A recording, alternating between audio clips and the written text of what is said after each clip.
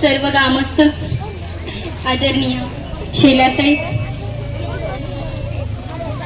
प्रशालेचे मुख्याध्यापक आदरणीय राऊत सर, प्राथमिक शाळेचे मुख्याध्यापक आदरणीय शेलसुख सर, सर्व सहकारी शिक्षकवृंद, तसेच माझ्या लाडक्या विद्यार्थी मित्रांनो, ज्यांनी या समाजाला अंधारातून प्रकाशात आणण्यासाठी ज्ञानाचा दिवा दिला,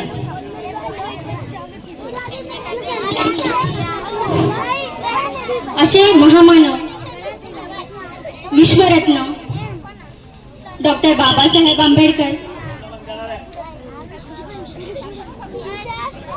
यांना कोटी कोटी वंदन करून त्यांच्या चरणी आदरपूर्वक नतमस्तक होऊन आणि त्यांच्या कार्याला स्मरण करून आज मी रमाबाई आंबेडकर यांच्या जिवंत भावविश्वातून डॉक्टर भीमराव रामजी आंबेडकर यांचा कष्टमय, महान आणि प्रेरणादायी असा जीवन प्रवास तुमच्या समोर मांडणार आहे. सादर करते एक पात्री प्रयोग. मी रमाबाई आंबेडकर बोलते.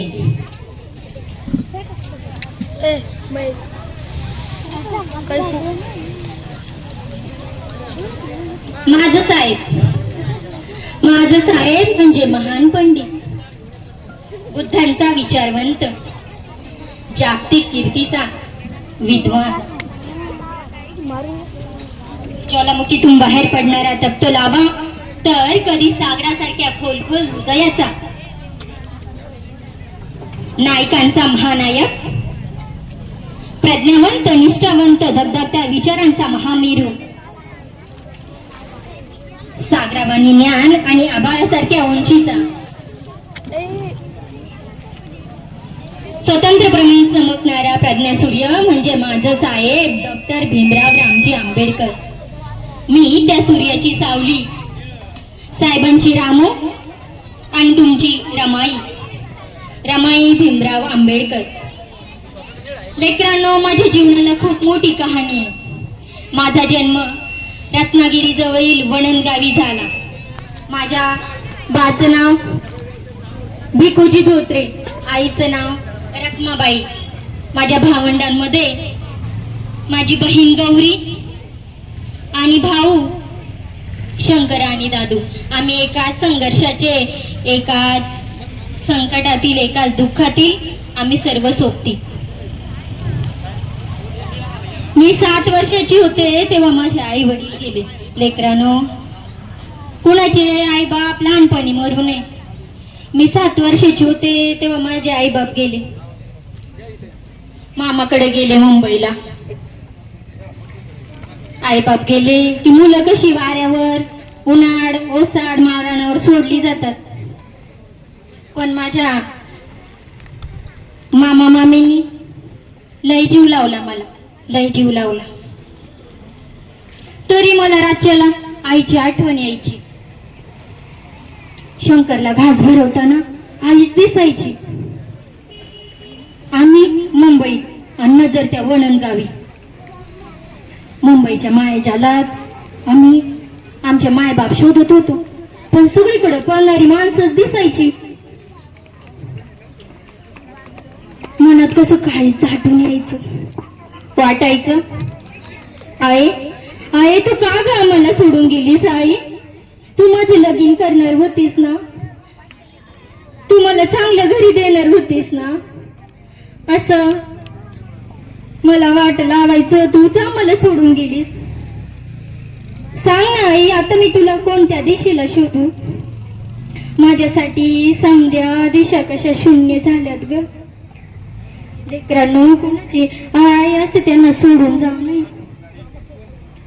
दिसमास करत दिस जात होते. मी 9 वर्षाची झाले. मग मामांनी माझ्यासाठी मुलगा पाहायला सुरुवात केली. समध्यानं एकच काळजी, या अनाथ लेकराला कोण पत्करीन. लय मुलं बघितली बघा, पण कोणी बी तयार होईना. मग एक दिवस त्या परवाच्या डबक चाळीतले रामजी सुभेदार बाबा मला बघायला आले आणि माझ्या मामांना म्हटले, आमच्या भिवाच्या शिक्षणात आडकाठी होणार नाही अशी मुलगी आम्हाला हवी. मी त्यांना पाणी दिलं. त्यांनी मला विचारलं, पुरी नाव काय तुझं? रामी. का कुणास ठाऊक माझ्या डोळ्यात पाणी झालं. त्यांनी माझ्या हातावर खडीसाखरेची पुडी ठेवली आणि मी त्यांना वाकून नमस्कार केला. ते निघून गेलं. या अनाथ रमाचं पोरग पण रामजी बाबांनी ओळखलं होतं. म्हणूनच त्यांच्या मॅट्रिक होणाऱ्या मुलाला त्यांनी ही अनाथ रमा पसंत केली. झालं, लग्नाचा दिवस ठरला. आमचं लगीन कुठं झालं माहिती? बायखळ्याच्या भाजी मंडईत. आम्ही एकमेकांच्या समोर उभे. तेवढ्यात मला हुंदक्याचा आवाज आला. वर बघितलं तर नवरदेवाच्या डोळ्यात पाणी. त्यांना आईची आठवण आली होती. त्यांच्या डोळ्यातले दुःख बघितलं आणि मला माझं दुःख आठवलं. माझे बी आई वडील आज असायला हवे होते. माझ्या आईचं काळीच केवढं सोपं एवढं झालं असतं, तिला एवढा शिकलेला जावई भेटला. झालं, एकदाच्या अक्षता पडल्या आणि मी रमाबाई भीमराव आंबेडकर झाले. एका युगंधराची पत्नी होण्याचा सन्मान मला मिळाला. तिथं एका 35-40 वर्षाच्या बाईने एक गाणं म्हटलं होतं. ते मला लय आवडलं म्हणून लक्षात राहिलं. ते गाणं असं होतं, रमा बिवाच लगीन नाही दोघांना माऊली, रमानाथले करू झाली सूर्याची सावली, लाजली धरणी काळ काळा झाला, गोऱ्या गालावे दोघांच्या पाणी वाहे खळा खळा, काळही हा लाजला मान टाकून गुमान, अशा सूर्याच्या नावाचं कुंकू लाविल रमान, असा काळही लाजला मान टाकून गुमान. झालं, एकदाच लगीन झालं आणि आम्ही वाजत गाजत परतच्या डबक चाळीत आलो. आता मला काय माहित पुढं काय होणार आहे. सगळं कसं भविष्याच्या अंधारातच गुडूप होत. एक दिवस समधी कामा आटोपून मी बाहेर उभी होते. तेवढ्यात साहेब आलं. साहेबांना पाणी दिलं. पाणी देता देता साहेब म्हणाल, रामू तू आता शिकायला हवं. होय मी? आणि मी शिकून काय फरक पडणार आहे? तुम्ही शिकताय ना. तसं नाही रामू, तुला पण लिहायला वाचायला यायला हवं. अव तुम्ही जी मोठमोठाली पुस्तकं वाचता ते मी वाचली तर काय फरक पडणार आहे? फरक पडणार आहे रामू, फरक पडणार आहे. जिच्या हातात पाळण्याची दोरी ती स्त्री जर शिकली तर चोका अचूक दिशेने देईल. मला साहेबांचं म्हणणं पटलं.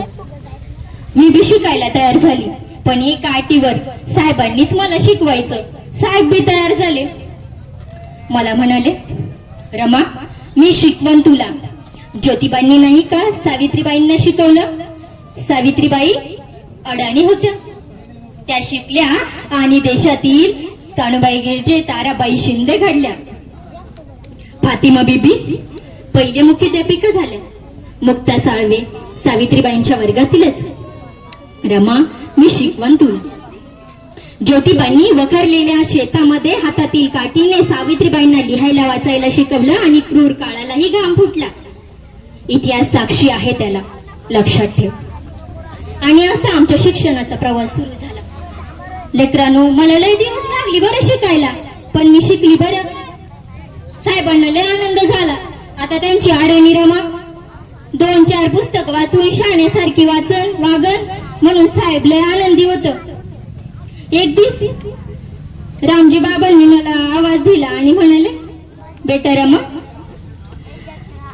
एवढं पुस्तक मला वाचून दाखव. ते पुस्तक साहेबांच्या उशालाच असायचं. साहेबांनी कित्येकदा वाचलं होतं, रोज वाचत असायचे. ते पुस्तक होतं केळुसकर गुरुजींनी दिलेलं बुद्ध चरित्र. त्यातील बुद्ध यशोधरीला आणि राहुलला सोडून नाण्याच्या शोधामध्ये निघून जातात. महाचिंतनानं नंतर त्यांना ज्ञान प्राप्त होतं आणि समधी दुनिया त्यांना मानानं मुजरा करायला लागते. हे समज मी बाबांना एका तासातच वाचून दाखवलं. माझे साहेब पण मला त्या बुद्धांसारखेच क्रांतिकारी वाटायला लागले होते. साहेबांच्या रूपानं या पृथ्वीवरती बुद्ध कीर्तीचा सुगंध पसरल्याची स्वप्न मला यायला लागली होती.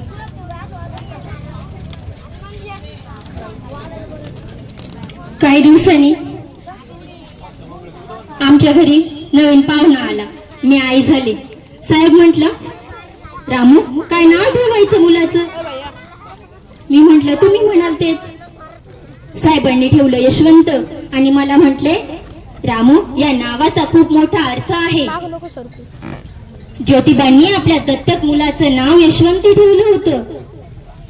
मग ज्योतिबाच आपले कुलपुरुष समजणार झालं. घरात नवीन नावाची भर पडली आणि सगळीकडे घरामध्ये आनंदच आनंद झाला. त्यानंतर साहेब बडोद्याला कामाला होतं. इकडं रामजी बाबांची तब्येत लई खराब झाली. मी तातडीने साहेबांना तार पाठवली.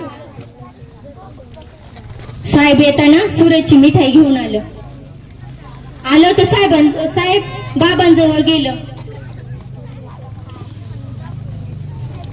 आपल्या पराक्रमी वाघाला बघून बाबांना लय ऊर भरून आला.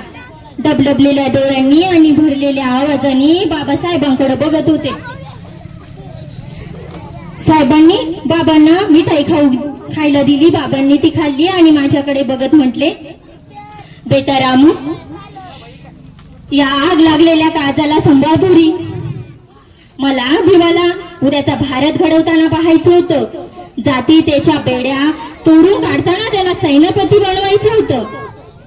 पण भिवा, एक लक्षात ठेव, या लढाईकडे पाठ फिरवू नकोस.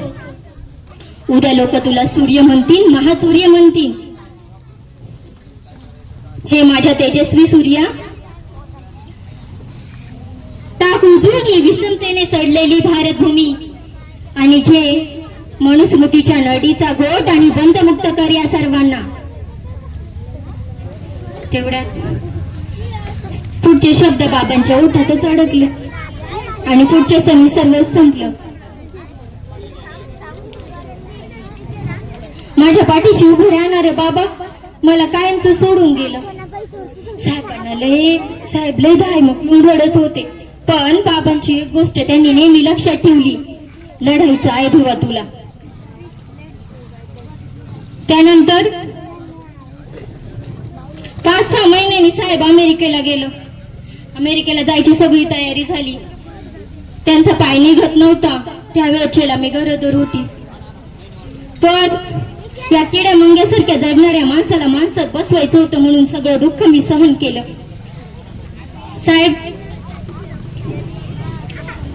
साहेबांना सोडवायला मी समुद्रापस्तूर गेली. माझ्या डोळ्यातलं अश्रू आलं. साहेबांनी ते पाहिलं आणि म्हटलं, रामू, या समाजाचं दुःख पुसायला आपले हात कोरडे नको. या आसवांना बांध घाल. त्यांची नदी झाली तर हा समाज त्यात वाहून जाईल. मी माझं अश्रू पुसलं आणि जड अंतकरणाने घरी निघून आले. माझ्या साहेबांनी मला शिकवलं आणि सगळ्या समाजाला शिकवण्यासाठी समुद्र ओलांडला. त्यानंतर साहेब जेव्हा अमेरिकेवरून शिक्षण घेऊन परत आले तेव्हा मुंबईचे एल्फिस्टन कॉलेजला प्राचार्य म्हणून प्राध्यापक म्हणून नोकरीला लागले. 450 रुपये पगार होता. किती? 450. त्यातले फक्त 100 रुपये मला द्यायचे घर खर्चाला आणि बाकीचं साचवत होतो लंडनला शिक्षणासाठी जायला. त्या महिन्याला मी 2च काडीपेटी विकत घ्यायची, 3री सुद्धा घ्यायची नाही. त्या 100 रुपयात मला घर खर्च भागवता येत नव्हता. माझी लय चिडचिड व्हायची. बाकीच्यांचे प्रपंच पाहिले तर वाटायचे संसार असा असते, लोक रोजची दोन टाइमची रोजी रोटी खाऊन सुखाने जगताय आणि आम्ही कायम त्या मृत्यूच्या शोधात आणि पुस्तकांच्या सहवासात. साहेबांच्या ज्ञानाचा थांगपत्ता मला काही लागत नव्हता आणि त्यांच्या समाजशास्त्राचं कुडं मला सुटत नव्हतं. एकदाची काय ते पैसे साचले आणि साहेब लंडनला गेले. साहेब लंडनला गेलं, इकडं माझ्या हृदयाचा पार काळजाचा कोपराच करपून गेला. उपाशी पोटी काम करायला लागायची, पोटाला पोटभर खायला नाही. शेजारच्या आईबाईला बोलायच्या, म्हणायच्या नवराईचा लंडनला बॅरिस्टर होता या आणि हिच्या अंगावर फाटकं लुगडं नाही की गळ्यात घालाय फुटका मणी नाही. काय उपयोग अशा शिक्षणाचा. मला लय रडायला यायचं आणि मेल्यासारखं वाटायचं. पण शेवटी साहेबांचं शब्द आठवायचं आणि उमेद यायची वाटायचं. क्रांतीची ज्योत पेटवायला स्वतःला जाळून घ्यावं लागतं. माझं साहेब लंडन वरून परत आलं, बॅरिस्टर होऊन आलं. सगळीकडे लय सन्मान झाला, सत्कार झाला, सगळीकडे नाव झालं. साहेब मोठमोठे आंदोलन करायला लागली, भाषणं द्यायला लागली. दूरपर्यंत साहेबाचं नाव पसरलं. मोठा वकील, नावाजलेला वकील. आणि तुम्हाला आश्चर्य वाटेल, एक दिवस कोल्हापूरचं छत्रपती शाहू महाराज आमच्या चाळीत आलं आणि खाली टांगा उभं केला आणि मोठ्याने आवाज दिला, अहो आंबेडकर साहेब. साहेब खाली गेले. महाराजांना म्हणाले, काय आज्ञा आहे महाराज? महाराज म्हटले, काय नाही, तुम्हाला कडकडून भेटावं म्हणून आलोय. आणि दोघांनी एकमेकाला कडकडून मिठी मारली. तिथं चाळीतली, शेजारची, रस्त्यावरली 100-150 लोक हे दृश्य बघत होती. एवढा मोठा राजा, छत्रपती शिवाजी महाराजांचा वंशज, आणि त्यानं माझ्या साहेबाला मिठी मारली. ही गोष्ट त्या काळी किती न्यारी होती. शाहू महाराज म्हणाला, आंबेडकर साहेब, आता मला या समाजाची काळजी राहिली नाही. तुम्हाला आता या समाजाला तुमच्या लेखणीच्या टोकावर सावरावं लागेल. आता मी निश्चिंत झालो. कधी रमाबहिणीला घेऊन या आमच्या कोल्हापूरला. आमचा पन्हाळा लय झाक आहे. साहेबांच्या डोळ्यात पाणी आलं. एवढा मोठा राजा आणि मला माहेरपणाला बोलवतो. त्यानंतर काही दिवसांनी एक माणूस रडत आला आणि साहेबांचे पाय धरले. घायमोकलून रडत होता. साहेबांनी त्याला उठवलं, विचारलं तर सांगायला लागला, पुणे सावकाराने त्याची जमीन बळकावली आणि त्याला जातीवाचक शिव्या दिल्या. साहेब त्याला म्हटले, उठ आणि चालता हो. अगोदर जाऊन त्या सावकाराला जाब विचार आणि मग इथं ये. मला अशी रडणारी माणसं नकोय, मला लढणारी माणसं उभी करायची. जा आणि त्याला जाऊन अगोदर जाब विचार. तो उठला आणि तरा निघून गेला. मी साहेबांना म्हटलं, साहेब असं का केलं? त्याला प्रेमाने जवळ करायचं तर त्याला असं दूर का लोटलं? तुम्ही समद्यांच्या केसेस घेता आणि त्याची का नाही घेतली? साहेब म्हटलं, रामू या समाजाला अन्याय अत्याचार सहन करायची सवय लागलीये, गुलामगिरीची सवय लागलीये, म्हणून हा समाज अजूनही अन्याय अत्याचार सहन करतोय. मला यांच्या गुलामीची जाणीव करून द्यायची आहे. यांना गुलामीची जाणीव झाली नाही तर ही लोक बंडच करणार नाही. मला बंड करणारी माणसं निर्माण करायची. ते समजा ठीक आहे व साहेब, पण तुम्ही मला कसं प्रेमाने समजावून सांगता? तसं यांना का बरं नाही सांगितलं? साहेब म्हटलं, रामू, यांना प्रेमाची भाषा समजत नाही. यांना जर बंडाची भाषा समजणार असेल तर तीच भाषा मी बोलणार. या समाजाला माझ्या साहेबांच्या रूपानं मोठा नेता भेटला होता, बाप भेटला होता. पण साहेबांचं बाप पण आणि माझं आई पण दुःखाच्या पडद्याआड पार हिरून गेलं होतं. आम्हाला 5 अपत्य झाली. त्यातला मोठा मुलगा यशवंत तोच जगला, आमच्या समोर मोठा झाला. पण माझी 4 लेकरं, गंगाधर, राजरत्न, रमेश, इंदू काळाने माझ्यापासून हिरावून घेतली. हे आईला याच्यापेक्षा मोठं दुःख कोणतं असणार. हे दुःख मी जगले. पण साहेब बाहेर येऊन मजबूत वाटायचे, समाजासाठी उभं राहणार, अन्यायासाठी लढणार. पण एका बापाचं काळीच पण कोमलच असतंय ना. जेव्हा आमची लेकरं आम्हाला सोडून गेली तेव्हा साहेबांच्या डोळ्यातलं पाणी मी पाहिलं होतं.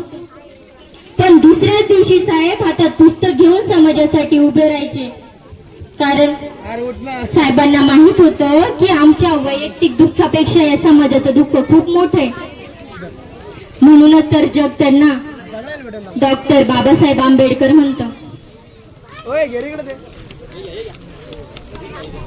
मी देवाला मानायची बरं, मी देवाची लई पूजा करायची. साहेबांना चोरून लपूनच पूजा करायची.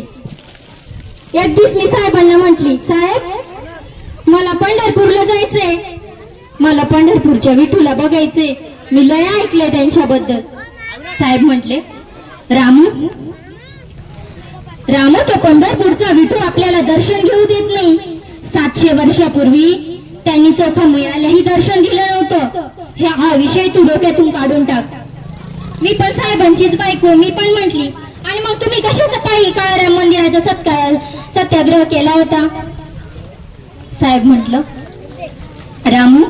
रामू तो सत्याग्रह देवदर्शनासाठी नव्हता, भक्तीसाठी देवशील नव्हता. तो सत्याग्रह होता क्रांतीसाठी, माणसातील भेद दूर करण्यासाठी. ते काय बी असू द्या साहेब, मला एकदा पंढरपूरच्या विठूच्या दर्शनाला जायचंय. तुम्ही लांबच उभं राहा, मी जाऊन दर्शन घेईन. तेवढे साहेब कडाडले, नाही रामू, तुला सांगितलं ना जायचं नाही, तो विषय तू डोक्यातून काढून टाक. हे समजा ऐकून मी रडायलाच लागली. मला रडताना बघून साहेब जवळ आले आणि म्हणाले, रामू, मला लहानपणी बाबा कबीरांचे दोहे म्हणायला सांगायचे. त्यातला एक दोहा ऐक.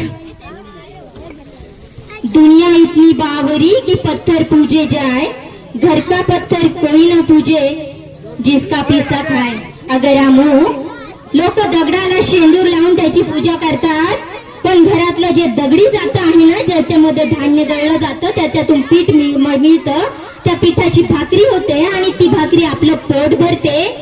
त्या दगडी जाताची पूजा कोणी करत नाही. हा किती मूर्खपणा. आपण माणसामध्येच देव शोधायचा. आपण आपल्या प्रेमाने, आपण आपल्या क्रांतीने नवीन पंढरपूर उभं करू, जिथे समतेचा नारा असेल आणि बंधुत्वाचा सुगंध सगळ्या गावभर पसरेल. असं पंढरपूर साहेबांनी उभं केलं. दीक्षा साहेबांचे सगळे शब्द ऐकले आणि ते पंढरपूरचं पूल माझ्या डोक्यातनं गेलं, ते कायमचंच.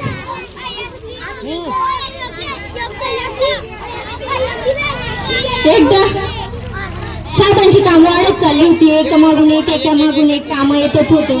लोकांची रीगच लागलेली असायची.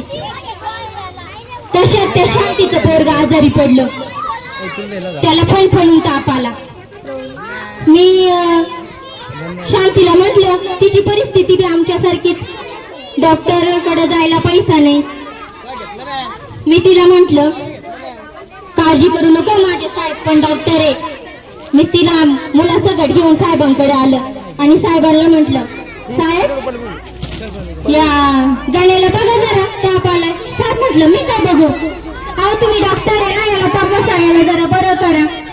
साहेब म्हटलं, रामू, मी माणसांचा डॉक्टर नाही, मी पुस्तकांचा डॉक्टर आहे. ज्या पुस्तकांमुळे माणसांना कीड लागली ना, ती कीड घालवणारा मी पुस्तकांचा डॉक्टर आहे. आणि मग मला समजून सांगितलं डॉक्टर मधला फरक, आणि मग मी पण म्हटली, माझं साहेबच खरं डॉक्टर आहे. 1935 ते वर्ष राजरत्न पोटात होता, तेव्हा मला टीबी झाला होता. तो आजार तसाच वाढत गेला. साहेबांनी प्रत्येक डॉक्टरला समजांना कळकळून म्हणायचे, माझ्या रामूला बरं करा. पण डॉक्टर म्हणाले, पोटाला पोटभर खाल्लं नाही, उपाशीपोटी कामं केली, त्यामुळे आजार बळावत गेलाय आणि आता अशा टोकाला पोहोचलाय की आम्ही काहीच करू शकत नाही, काहीच नाही. साहेब लय भयानक म्हणून रडत होते, पण मला काहीच वाटलं नाही. माझी एकच इच्छा होती, मला भरल्या कपड्याने जायला मिळावं. साहेबांनी माझा हात हातात धरला आणि म्हटलं, रामू अजून खूप काम बाकी आहे. मी मनातल्या मनात म्हटलं, साहेब साहेब तुम्ही थांबू नका, पुढे चालत राहा. मी गेले पण साहेबांच्या आयुष्यातील सगळ्यात मोठा एकांतपणाचा काळ तेव्हा सुरू झाला. त्यानंतर साहेब खूप बदलले, अजून कठोर झाले आणि 1935च्या त्या परिषदेत साहेब म्हटले, मी हिंदू म्हणून जन्माला आलो, पण मी हिंदू म्हणून मरणार नाही. हे शब्द बोलताना साहेबांना किती दुःख झालं असेल. साहेबांच्या काळजातला छातीतला ज्वालामुखी फुटला होता. तेव्हा समाज घाबरला, लोक हादरले, पण हा निर्णय एका माणसाचा नव्हता. हा निर्णय पूर्ण समाजाच्या मुक्तीचा होता.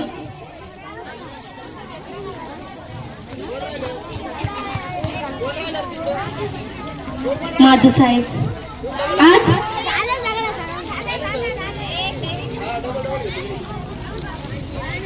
1947 भारत स्वतंत्र झाला. 1947ला भारत स्वतंत्र झाला. सगळीकडे आनंद साजरा करत होते, पण माझ्या साहेबांच्या डोळ्यात आनंद नव्हता. माझ्या साहेबांच्या डोळ्यामध्ये जबाबदारी होती, कारण त्यांना माहित होतं राजकीय स्वातंत्र्य मिळालंय, पण सामाजिक स्वातंत्र्य अजून खूप दूर आहे. म्हणून साहेबांनी संविधान लिहायला घेतलं. दिवसेंदिवस रात्रंदिवस तासनतास साहेबांनी कायदा लिहिला. साहेबांनी फक्त कायदाच नाही लिहिला, तर भारताचं भविष्य लिहिलं.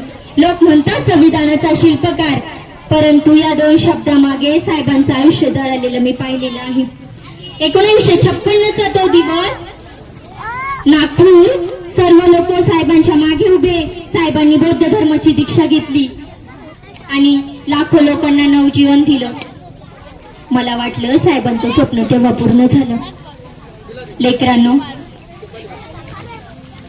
साहेबांनी शिक्षणाच्या बळावर ह्या भारताचा इतिहास बदलवला, नवा इतिहास घडवला. परंतु त्यांच्या शिक्षणाचा प्रवास सोपा नव्हता. तो होता उपासमारीचा, संघर्षाचा आणि जिद्दीचा. 1897ला साहेबांनी प्राथमिक शिक्षण साताऱ्यात पूर्ण केलं. 1904ला साहेब मुंबईला आले. मुंबईच्या एल्फिस्टन हायस्कूलला त्यांनी प्रवेश घेतला. 1907 मध्ये साहेब मॅट्रिक झाले. आमच्या समाजातून मॅट्रिक करणारा हा पहिला मुलगा. मला आठवतो ते दिवस. घरात पैसा नव्हता, परंतु आमच्या मनामध्ये मोठा सण होता. 1908 मध्ये साहेबांनी एल्फिस्टन कॉलेजला प्रवेश घेतला. 1912ला बंबईच्या विद्यापीठातून BA शिक्षण पूर्ण केलं. साहेब इथेच थांबले नाही. 1913ला साहेबांनी अमेरिकेच्या न्यूयॉर्क विद्यापीठातून कोलंबिया विद्यापीठातून BA शिक्षण पूर्ण केलं. 1916ला तिथे PhD साठी प्रबंध साजरा केला. साहेब एवढ्यावरच थांबलं नाही. 1921ला साहेब इंग्लंडला गेला. 1921 मध्ये लंडनच्या स्कूल ऑफ इकॉनॉमिक्स मधून MSc ची पदवी पूर्ण केली आणि 1923ला DSc चं शिक्षण पूर्ण केलं. 1927ला साहेबांना PhD ची पदवी मिळाली. लेकरांनो, आज 14 एप्रिल साहेबांचा जन्मदिवस. आज मी रमाबाई भीमराव आंबेडकर डोळ्यात अश्रू मनात अभिमान घेऊन सांगते की साहेबांनी हे सगळं शिक्षण पूर्ण केलं. ते फक्त पदव्या मिळवण्यासाठी नव्हतं, ते देशासाठी होतं, समाजासाठी होतं, समाजाला उभं करण्यासाठी होतं.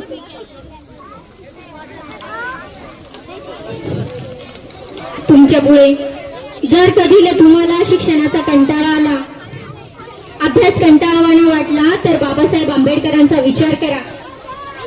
साहेब 18 तास अभ्यास करायचं, पावाचा तुकडा घेऊन बसायचं, तो पाव शिळा झाला तर पाण्यात बुडवून खायचं.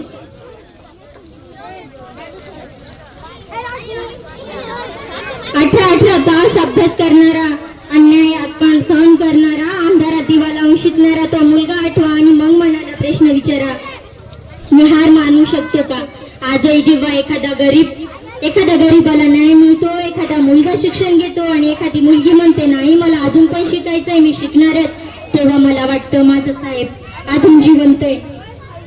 तुम्ही जेव्हा हातात पुस्तक घ्याल तेव्हा माझ्या साहेबांचं स्वप्न पूर्ण होईल. माझ्या साहेबांचं स्वप्न तुमच्या जिवंत राहील, ते तुमच्या जिवंत ठेवा. जय भीम, जय संविधान, जय भारत. मला संयोजकांनी आणि आयोजकांनी इथे बोलण्याची संधी दिली त्याबद्दल मी त्यांचे मनपूर्वक आभार व्यक्त करते आणि तुम्ही सर्वांनी मला ऐकून घेतलं त्याबद्दल सर्वांचे आभार व्यक्त करते. जय भीम.